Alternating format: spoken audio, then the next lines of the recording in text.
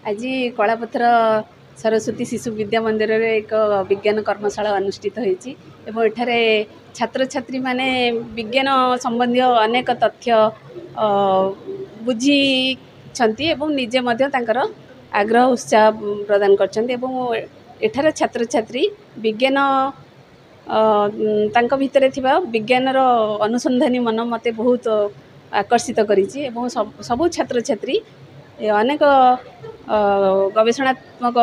तथ्य प्रदान करछंती एवं बहुत उत्साहित अछंती एवं ए कर्मशालाटी बहुत सुंदर भाव रे एठारे स्वतंत्रता थिला पिला मानकर बहुत आग्रह बहुत जिनस जानिबारे जेमिति कि बैक्टेरिया विषय रे डीएनए विषय रे एवं आमर वर्तमान वर्षा ऋतु को लेकिन लाइटनिंग विषय रे वर्तमान सरकार तरफ बहुत सचेतनता कार्यक्रम चली समय आमे लाइटनिंग बा बिजुली घड़घड़ीर अपकारिता एवं उपकारिता मध्य पार्थक्य एवं कौन तार उपकार रही बहुत आम आलोचना करूँ पिला माने बहुत आग्रह प्रकाश कर सरस्वती शिशु विद्या मंदिर कलापथर कटक मो विद्यालय सहकारी शिक्षक आज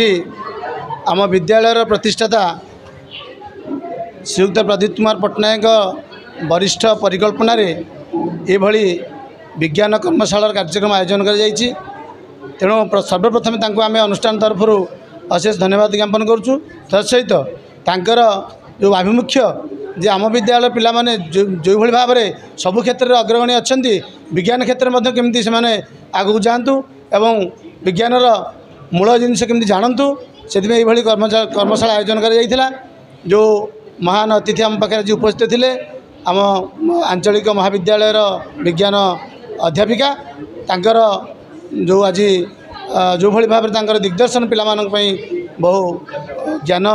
एवं ज्ञान प्रदर्शन आम बहुत खुशी प्रदान कला तत्सहित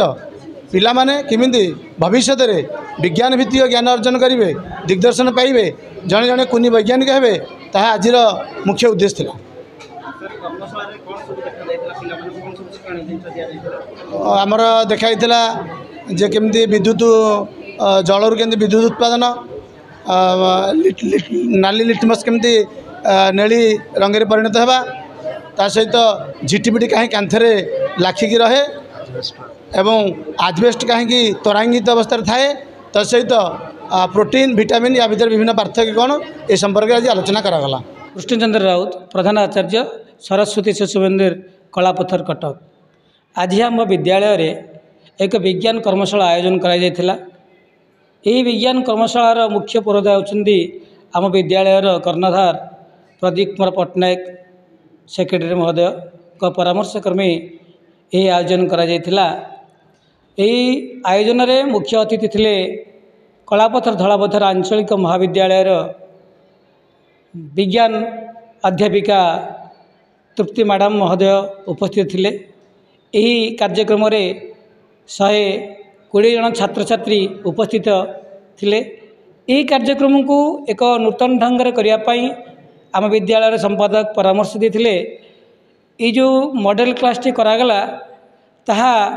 समस्त ग्रहण रे यही प्रकल्प गुड़ी करा तन्मध्य आमर जो मैडम अच्छा मैडम को पर्यवेक्षण क्रमे